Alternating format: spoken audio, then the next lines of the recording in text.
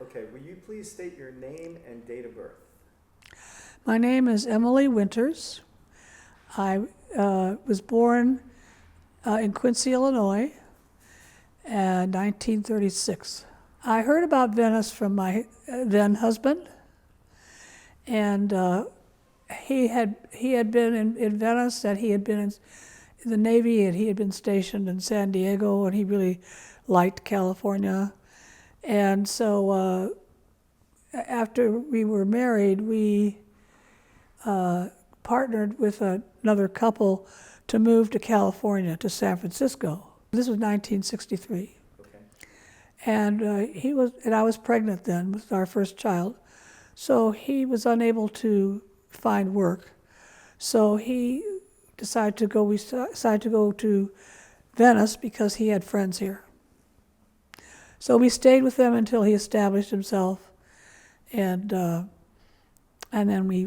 I really felt it was like a gold mine because I felt good in the feeling of community. There's many diversities here, which as time progressed, I found out about.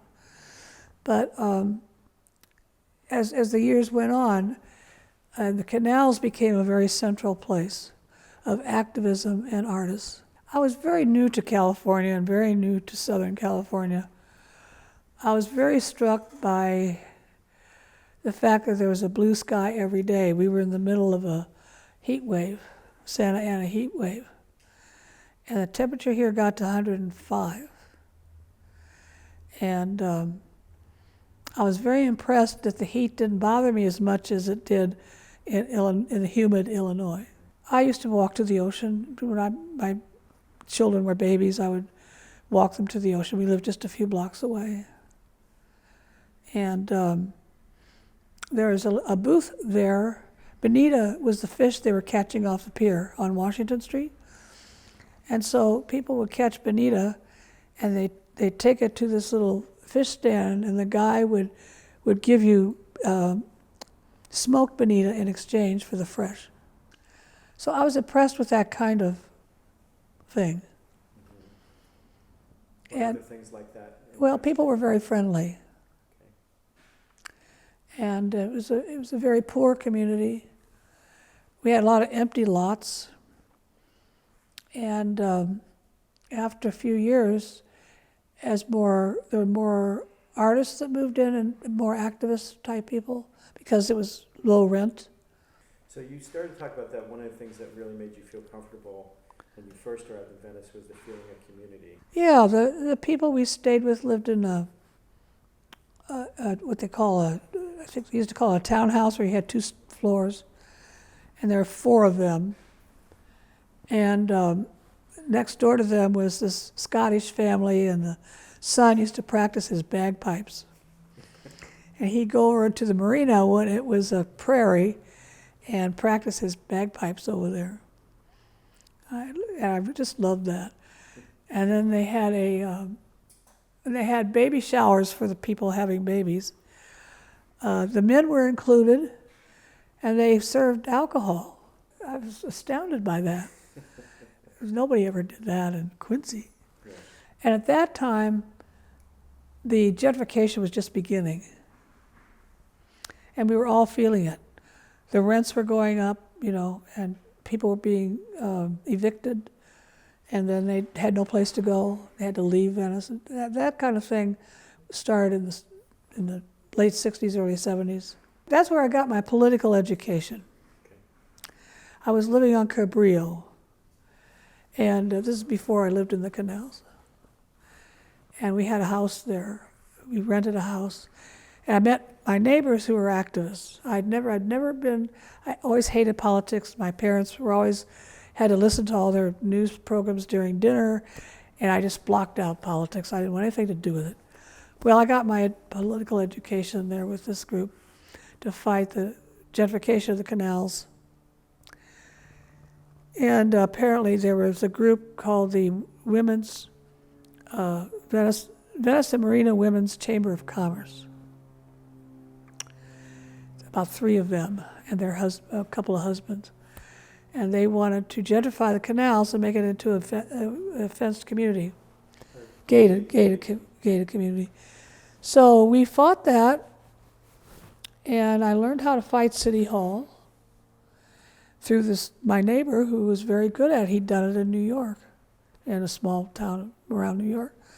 So I was quite impressed with all that. We got very involved with that, and we were really feeling the crunch of this gentrification. But we won because we made it too expensive by delaying it, and also because it's public land. It isn't owned by anybody. They cannot turn it into a private community, so they can't gate it off. And that was our forte. So then we started canal festivals, and there were 7. It was a one-day event, generally on a Sunday, and everybody, if they could, they would have food for everybody. There's no money exchanged anywhere. They'd make usually hot dogs and beans and maybe potato salad or something like that. And we'd walk around and see each other's yards. I did some face painting, and it was just a lot of camaraderie, and everybody was just contributing to it. There was an old barge on the canals that people used to unhook. The city used it. They had this old Indian guy who was taking us like a pitchfork and getting the algae out of the canals. And so we'd use that sometimes on the weekends. And so the barge was going by, and people were on the barge playing music, and it was all very, very fun. Everybody in LA heard about it, and it got to be where then people started selling things, and it got very, very crowded. And then the police could not get in, the fire department couldn't get in, because there were just all these people. And so the violence got so bad that there was a knifing, and so we felt they said we had to discontinue. So we had a Canal Festival funeral. Someone made a big papier-mâché duck. We had a lot of ducks in the canals, crying. And somebody else, they did some poetry on a bank of one of the canals. There was this Chinese gong, and this person would say this poem, this beautiful poem about wonderful, I can't remember it now. And then we all went over to where Spark is now, and they gave us it was a candle that was put on a piece of wood in a paper bag. And then you'd write the name of someone you knew who was deceased on this candle and light it. And then we walked a little parade back to the canals, and we had a ceremony where we put them into the canal. It's very beautiful. When did you start to do art in Venice? When you were during that period, what was that experience? Well, I got my bachelor's at the Chicago Art Institute. My husband also, and I just sort of did things on my own. But what I got into was I found just through the meeting of people, I found we'd go to each other's houses and hire a model. I was a figure painter. And so that was my first experience there, was where I met a group of artists that was good. And so I still have the painting I did. It was of Carol Fondelier. And but nobody can recognize her. I did join a women's artist collective called Jaya, which is Sanskrit for peace. They were approached by Judy Baca from the Citywide Mural Project that they wanted to do a mural in Venice. And I was part of that group, and so I volunteered. I always wanted to do murals, work big. Were you still did you do other murals besides that one around Venice? Yeah, there's one on oceanfront walk at Park, faces Park Avenue. Same thing, a big bulldozer coming in and destroying our life and our atmosphere and so forth. Called endangered species, and that has it looks like it's supposed to be like a tractor rolling over this hand sticking out. So it's like rolling over a person. We also work a lot with Beyond Baroque. We've joined forces as an ad hoc committee with the Japanese American Memorial Monument on the corner of Lincoln and Venice. When 9/11 happened and they were talking about interning the Muslims to make it safe for them, but basically it's, so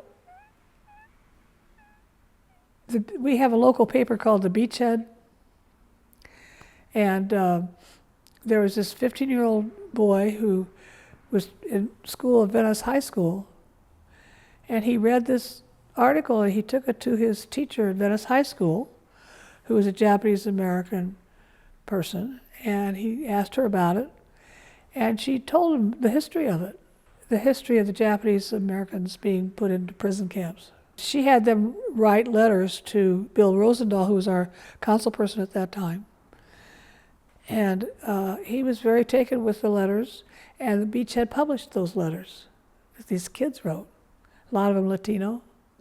And so Phyllis put an ad into the Beachhead that said she'd like to put a plaque up on that corner to commemorate it, because there's a picture, an old picture of I think the photographer is probably deceased by now, and there's a brick building there that's still there, and you see these people lined up in front, waiting to be taken away. They didn't know where they were going. They were told they just had to leave. From Venice. Yeah, from Venice, Malibu, and Santa Monica. She called a meeting, and a bunch of us showed up, and there's a lot of people from different Japanese American groups, and so we got very involved with that. And it took us about 6 or 7 years to accomplish it. It's a black, solid granite obelisk. It took us about a year to decide on the obelisk because we wanted to do something more artful. But that's a symbol that they use on as their logo, the Manzanar Camp. So which is where those people were taken. So it's 9 feet high and 3 feet base, square base, in white letters. And the front has what the mission of the monument is, to remind people we don't imprison people because of their race or their religion or their sex or so forth. And there is quotes from the 5 internees that were part of our organization about the camp. Phyllis Hayabashi was kind of our leader, and I went to we had it made by a monument maker near Bakersfield. And when we went to see that, and we also went when they were going to deliver it to us, and we followed the truck. Carry on.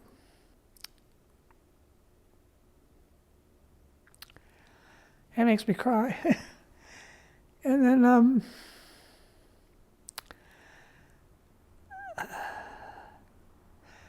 I'm proud to be a part of this community. The people I've known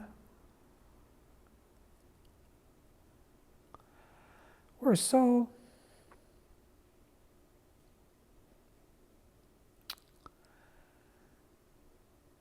passionate and involved, and still are, those who are still with us.